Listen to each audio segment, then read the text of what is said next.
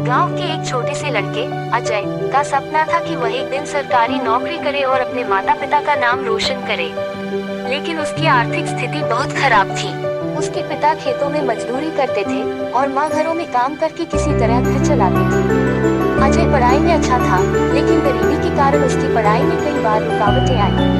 कई बार उसे ट्यूशन की फीस भरने के लिए खेतों में काम करना पड़ा। उसके दोस्त महंगे कोचिंग सेंटर जाते थे, लेकिन अजय के पास सिर्फ एक पुरानी किताब और उसका हौसला था। गांव में कई लोग उसे कहते थे कि इतनी मेहनत करने का कोई फायदा नहीं, बड़े शहरों के बच्चे सरकारी परीक्षा निकालते हैं, गांव के नहीं। लेकिन अजय ने कभी हार नहीं मानी। वह रोज सुबह 4 बजे उठता, खेतों में काम करता और फिर दिन भर पढ़ाई करता। कई बार उसने परीक्षा दी, लेकिन सफल नहीं हो पाया। कई बार निराशा हाथ लगी, लेकिन हर बार वह खुद से कहता, मैं तब तक नहीं हारूंगा जब तक जीत नहीं जाता। आखिरकार उसकी मेहनत रंग लाई। चौथे प्रयास में उसने सरकारी नौकरी की परीक्षा पास कर ली। जब परिणाम आया तो पूरा गांव हैरान रह गया। जिसने कभी गांव से बाहर कदम नहीं रखा था, वह अब एक बड़े पद पर पहुंच चुका था।